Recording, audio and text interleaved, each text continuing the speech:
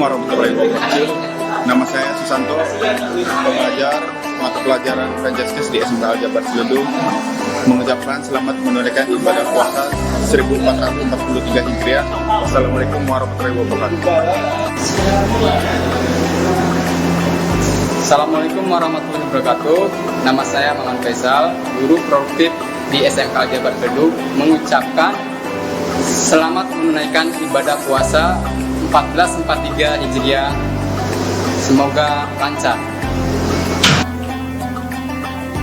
Assalamualaikum warahmatullahi wabarakatuh. Alhamdulillahirabbil alamin wa bihi nasta'inu ala dunya waddin. Wassalatu wassalamu ala asrofil mursalin wa ala alihi wa sahbihi ajmain. Yang terhormat pada Bapak Ketua Yayasan Bapak Widodo MM, juga yang terhormat pada Bapak Ibu Kepala Sekolah Ibu Ratna Lestari SPD, juga Dewan Guru yang saya hormati, dan kepada anak sekalian yang Bapak banggakan, Bapak cintai semuanya, juga pada rekan-rekan yang ada studio, khususnya di Al-Jabar TV yang saya muliakan. Alhamdulillah, pada kesempatan ini kita masih diberikan oleh Allah Subhanahu wa taala nikmat sehat, berupa nikmat sehat jasmani, sehat rohani, sehingga untuk kesempatan ini bisa hadir di studio khususnya Al-Jabar 17 TV. Saya perkenalkan diri, nama saya Tony Rastoni, pengajar PAI SMK Al-Jabar.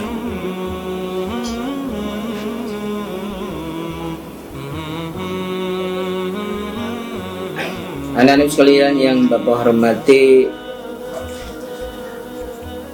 di sini akan mengambil tema menjelang lahirnya Nabi Muhammad Sallallahu Alaihi Wasallam.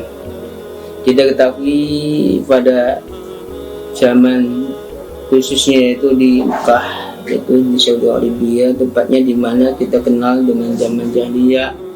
Pengertiannya adalah zaman nilai-nilai kemanusiaan atau nilai-nilai yang berkaitan dengan agamis luntur.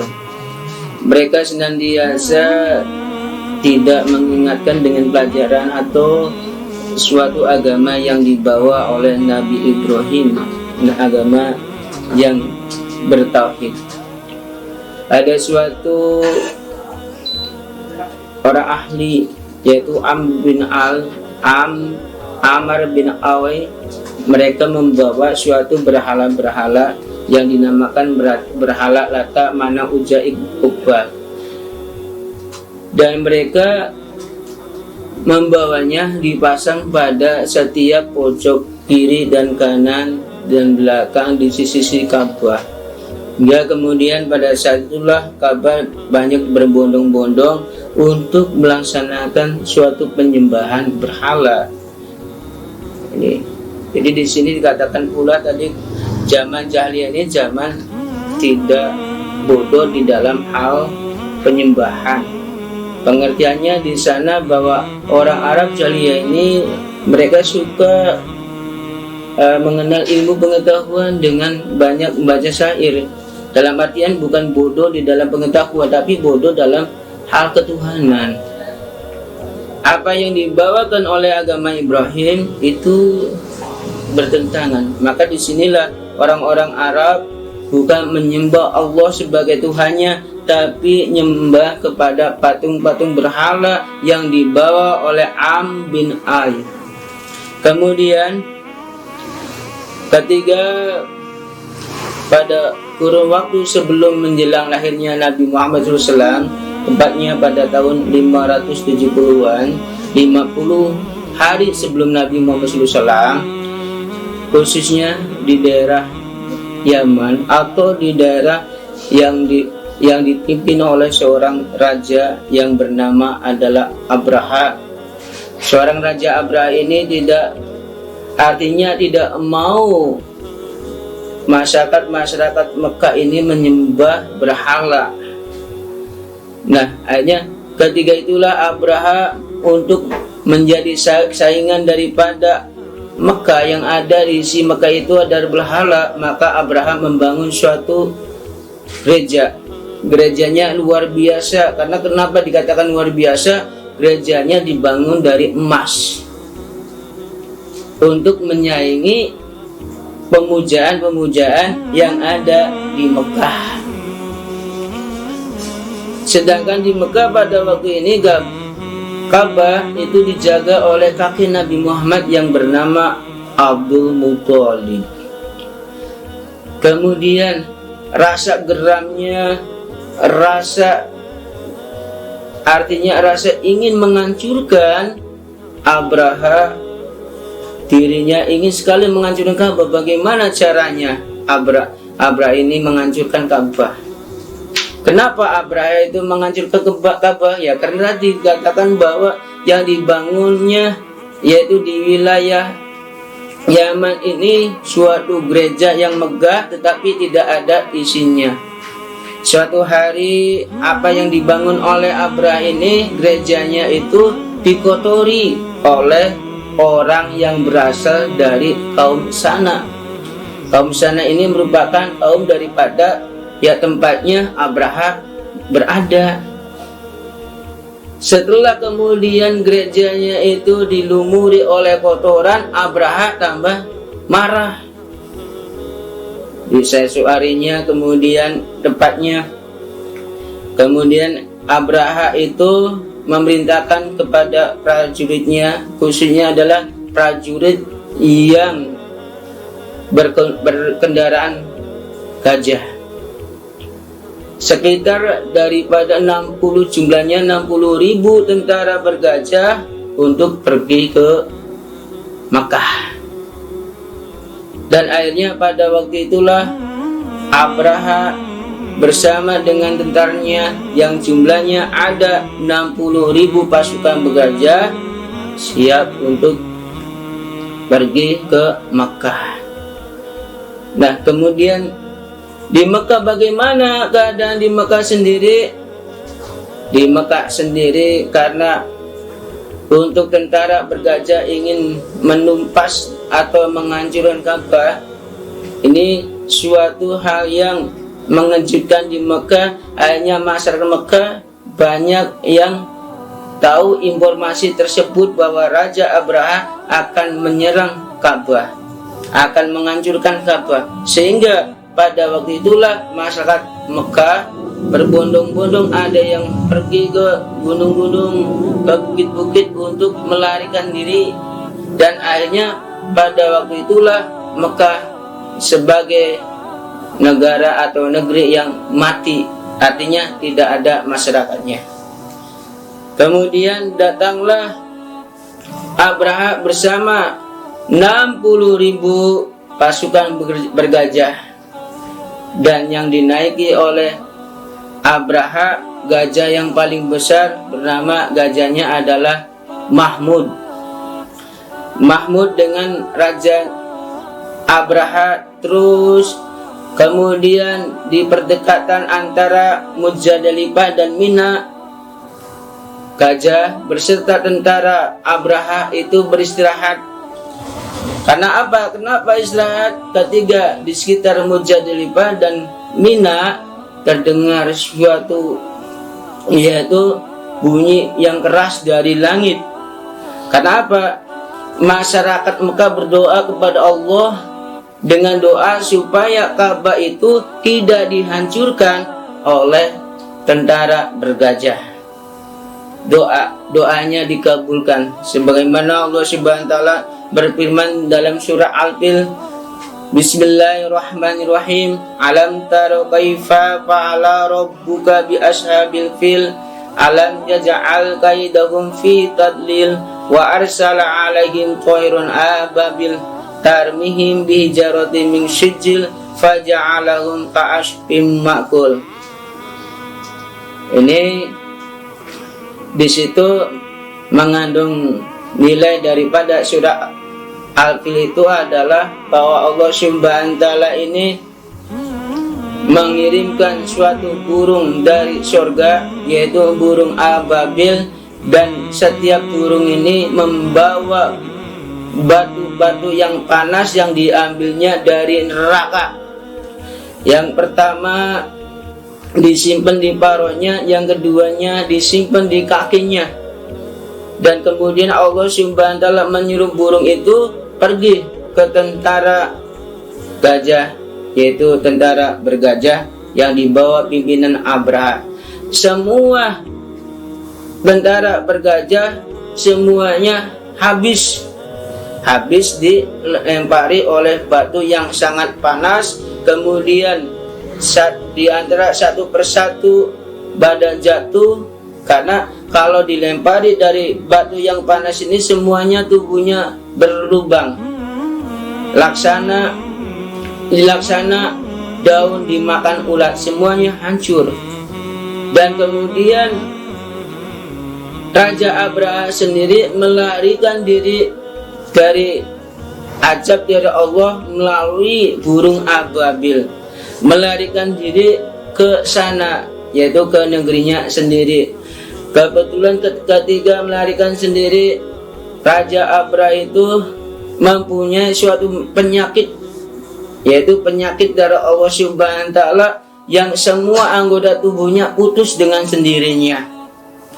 Dimulai dari tangan-tangannya putus, tangan sebelah kanan putus, tangan sebelah kiri putus, dan juga kakinya putus, sampai akhirnya jantungnya keluar dengan sendirinya. Inilah suatu hal tanda-tanda kebesaran Allah Subhanahu wa ta'ala, bahwa siapa yang menghancurkan rumah Allah, pasti Allah akan langsung diberikan azabnya. Ini dalam surah Al-Fil di sana menyatakan seperti itu. Nah, ini ketiga dari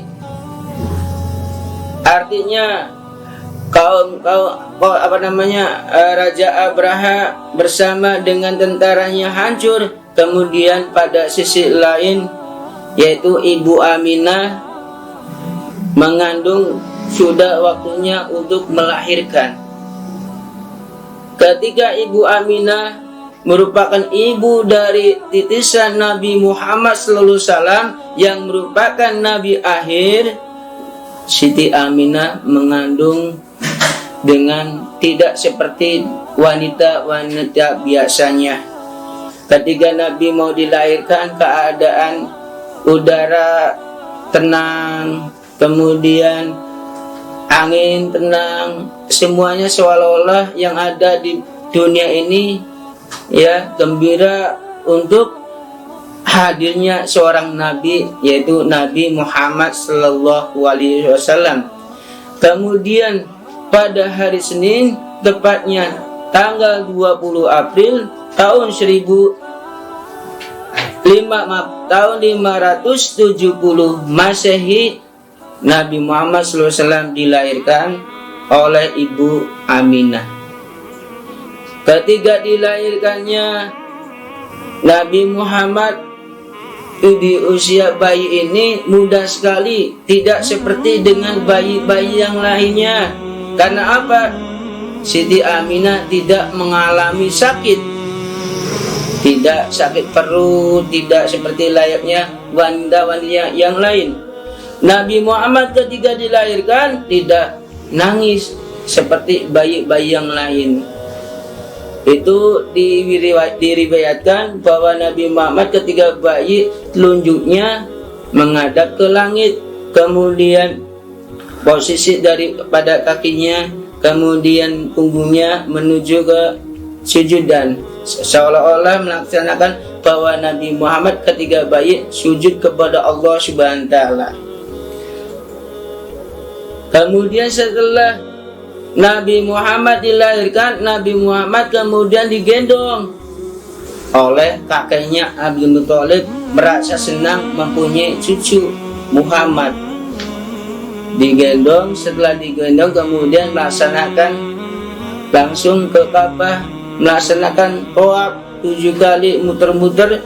Akhirnya kakek Abdul Muthalib memberikan nama yang terbaik namanya adalah Muhammad yang artinya terpuji. Itu pada waktu masa bayi. Setelah Nabi Muhammad dilahirkan, ketika itulah ibunya Aminah belum bisa menyusukan karena air susunya belum ada. Ketika itu kebiasaan dari bangsa Arab, Siti Aminah menawarkan siapa yang mau memberikan yang baik kepada anak saya Muhammad untuk disusukan, maka saya akan bayar. Ketika itulah Halimah Sa'diyah untuk memberikan sesuatu kepada anaknya Muhammad, yaitu kemudian Muhammad bayi itu disusukan bersama Halimah Sa'diyah, dan akhirnya sampai Muhammad yang kecil itu diasuh oleh Halimah Sa'diyah. Berapa waktu Muhammad diasuh oleh Halimah Sa'diyah?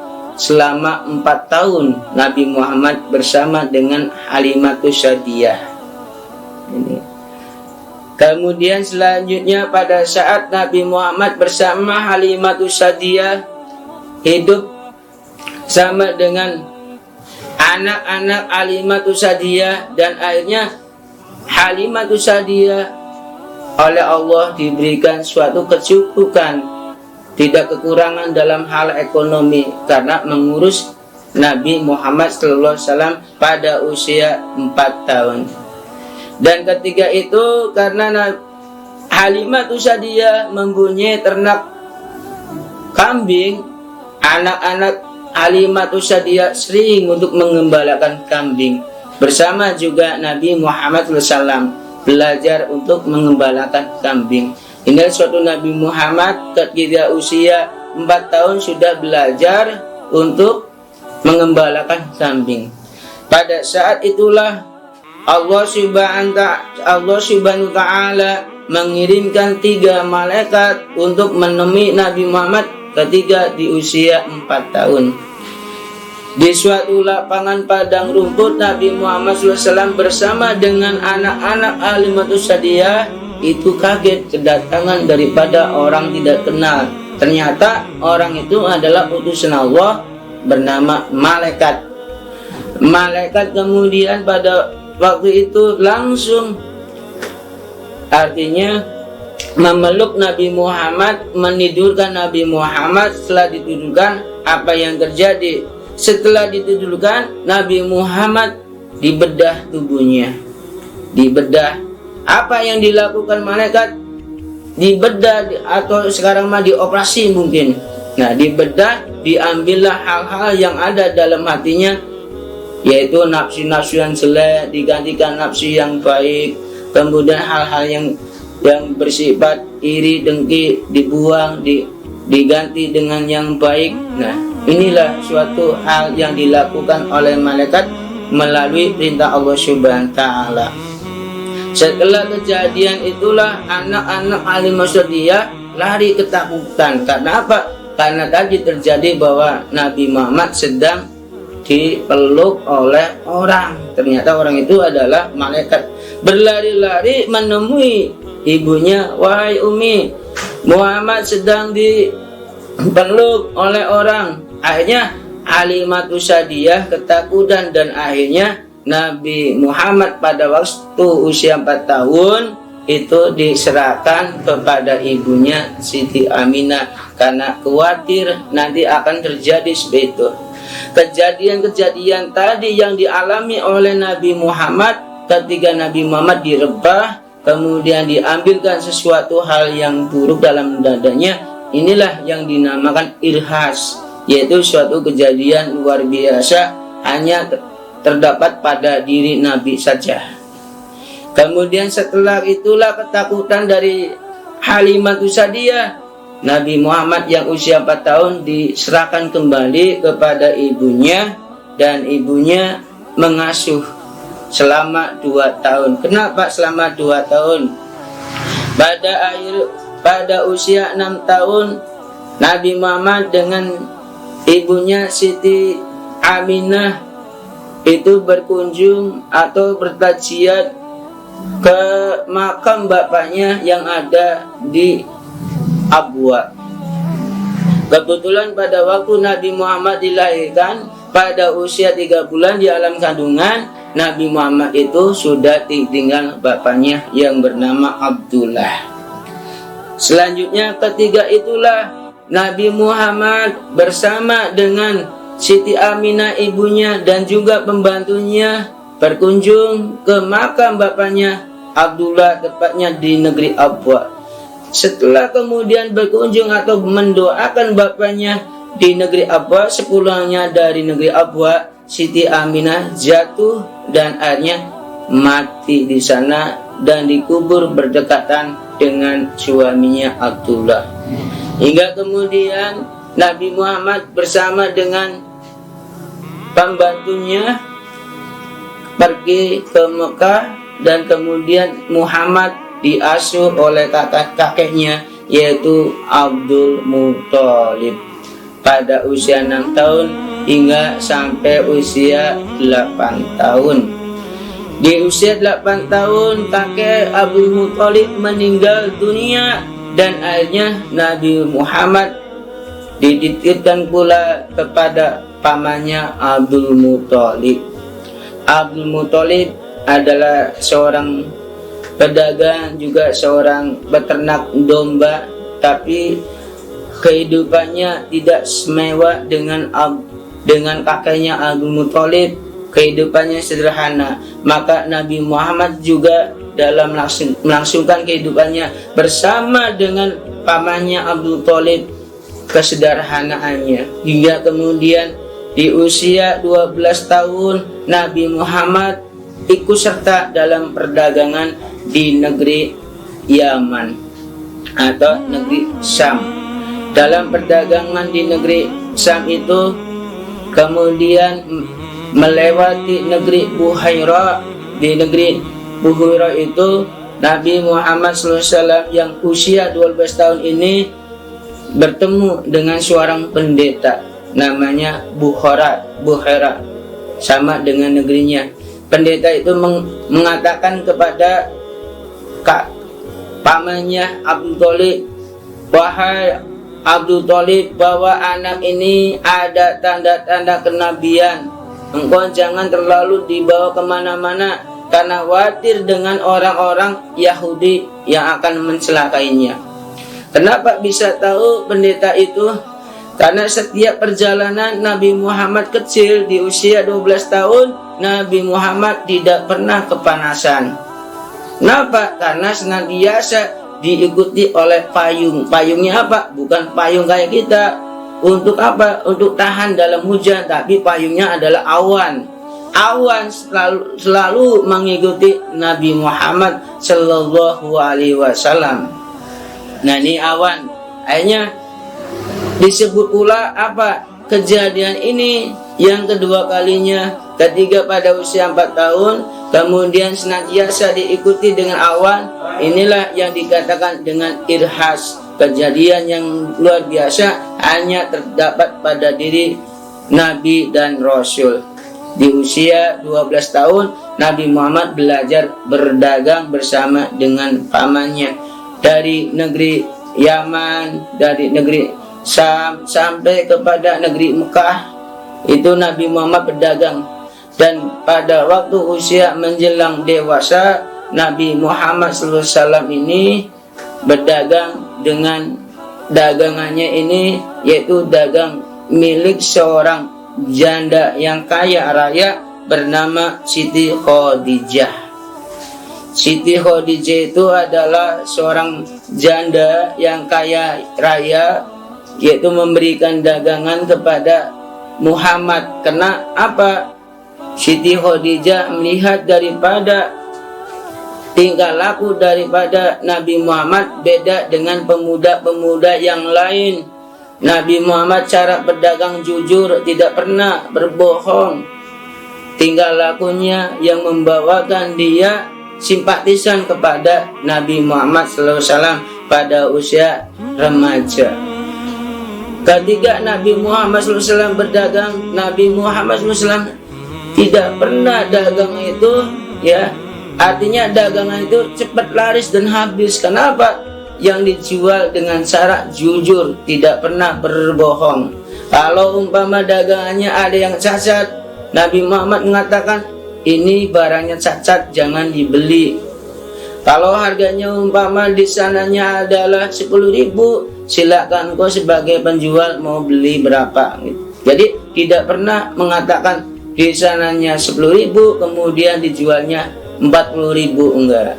Itulah suatu sifat daripada dagangnya Nabi Muhammad SAW yang mempunyai ciri karakter yang baik dan jujur. Makanya oleh pemuda-pemuda lain, juga oleh masyarakat Mekah, dalam diri Nabi Muhammad ini ada hal-hal yang baik, makanya dijuluki dengan Al-Amin, orang yang baik dan jujur. Nah, ini ketiga pada usia remaja. Kemudian selanjutnya pada usia 25 tahun Nabi Muhammad SAW dan Siti Khadijah pada usia 40 tahun. Siti Khadijah itu hatinya hasrat kepada Nabi Muhammad SAW, yaitu ingin rasanya mencintai Nabi Muhammad SAW. Dan pada waktu itulah Siti Khadijah kepada pembantunya mengatakan bahwa Siti Khadijah mencintai, dan akhirnya juga Nabi Muhammad mencintai Siti Khadijah. Kemudian pada waktu kesempatan itu pula Nabi Muhammad mengatakan kepada pamannya Abu Thalib bahwasanya dia itu senang terhadap Siti Khadijah, dan akhirnya terjadilah suatu pernikahan pada saat Nabi Muhammad berusia 25 tahun dan Siti Khadijah pada usia 40 tahun. Ketiga itu dihadiri Nabi Muhammad dihadiri oleh pamannya Abdul Thalib, kemudian Siti Khadijah dihadiri pula oleh saudara-saudaranya yaitu Waraqah bin Nawfal dan yang lainnya hadir. Kemudian pada saat Nabi Muhammad menjelang yaitu ketiga berkeluarga, Nabi Muhammad dikaruniai beberapa anak lahir. Yang pertama adalah Abdullah, yang kedua Qasim, yang ketiga Ruqayyah, Zainab, Ummi Kulsum, dan semuanya. Ternyata anak-anak yang lahir untuk laki-laki itu mati semua. Abdullah dilahirkan pada menjelang lahir mati. Qasim dilahirkan mati. Yang hidup adalah anak-anak perempuan daripada Nabi Muhammad SAW. Dalam berkeluarga, Nabi Muhammad SAW itu tidak pernah mengatakan hal-hal yang jelek terhadap istrinya. Mengatakan dengan lemah lembut, kata-kata yang dikatakan dalam ucapannya adalah membuat sayang terhadap istrinya. Tidak pernah hal-hal itu terjadi yang buruknya. Kenapa? Nabi Muhammad tadi ketika di waktu masa kecil sampai remaja, Nabi Muhammad tidak pernah, sama halnya dengan masyarakat Mekah yang lainnya, pemuda-pemuda yang lainnya yang sering mabok-mabokan.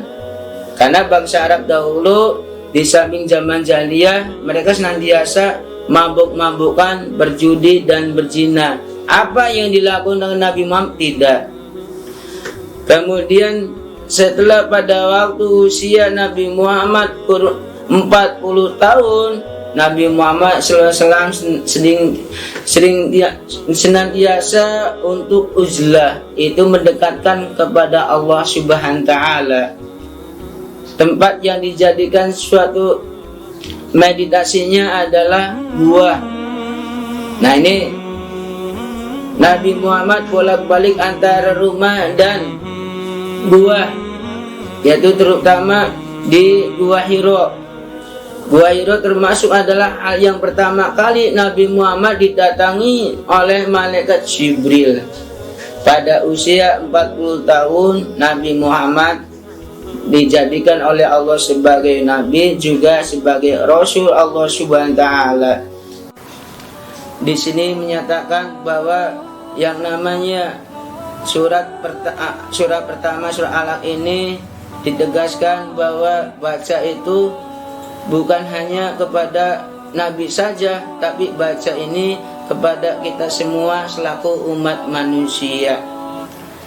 Ketika didatang kalimat Iqra, Nabi Muhammad mengatakan, saya tidak bisa baca apa yang saya baca, saya tidak bisa baca, saya tidak bisa menulis. Nabi Muhammad mengatakan seperti itu.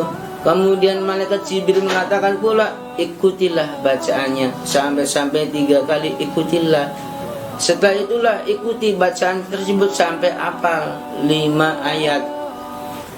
Nah, ini jelas bahwa ketiga surah Alaq diturunkan kepada Nabi Muhammad SAW, Nabi Muhammad diangkat menjadi Nabi dan sebagai Rasul. Ketika itulah Nabi Muhammad SAW pulang ke rumah. Kemudian dalam keadaan takut Nabi Muhammad karena habis bertemu dengan malaikat, Nabi Muhammad langsung tidur. Di suatu paginya, di pagi harinya, Nabi Muhammad menceritakan kepada Siti Khadijah bahwasanya saya telah berjumpa dengan malaikat dengan mengatakan Iqra, Iqra, Iqra. Akhirnya Siti Khadijah dengan mendengarkan apa yang ditutur katakan oleh Muhammad, dan akhirnya Siti Khadijah memahami apa yang dikatakan oleh Nabi Muhammad. Akhirnya Siti Khadijah bersama dengan Nabi Muhammad diajak ke saudara Siti Khadijah yang bernama pendeta Waraqah bin Nawfal.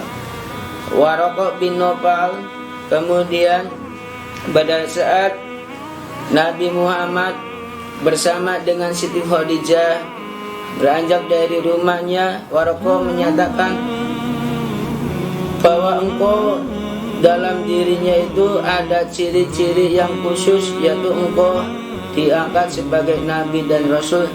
Jelas dikatakan tadi oleh Siti Khadijah bahwa engkau waktu di Gua Hiro mendapatkan surah Al-Alaq. Nah, ini berarti engkau sekarang oleh Allah diangkat sebagai Nabi dan Rasul yang terakhir. Pemirsa Al-Jabar 17 TV yang saya hormati, ini cerita hal yang berkaitan dengan perjalanan dari mulai Nabi Muhammad masa bayi, kemudian remaja, di awal daripada lahirnya Nabi Muhammad ada berbagai suatu rintangan, yaitu penyerangan Abraha. Juga ketika Nabi Muhammad di usia 4 tahun ada suatu iras, kejadian yang luar biasa di bedah tubuhnya. Kemudian pada usia 12 tahun Nabi Muhammad berjalan di negeri Bukhara untuk tujuan berdagang, senantiasa dipayungi oleh awan, dan inilah suatu bukti daripada tanda-tanda kebesaran Allah Subhanahu wa taala, sampai-sampai Nabi Muhammad diangkat menjadi Rasul, menjadi Nabi pada saat usia 40 tahun. Dan ini jelas sudah, jadi bahwasanya pendeta itu mengatakan bahwa diri Nabi Muhammad sekarang sudah menjadi Rasul dan sebagai Nabi yang terakhir. Itu mungkin akan dilanjutkan pemirsa di lain waktu, insya Allah, karena ini kalau langsung disampaikan lagi ya mungkin akan panjang waktunya. Mohon maaf atas kekurangan dan kesalahannya. Barangkali ada hal kata-kata yang kurang jelas, juga kata-kata yang tidak enak didengar. Mohon maaf. Jadi terima kasih atas perhatiannya. Assalamualaikum warahmatullahi wabarakatuh.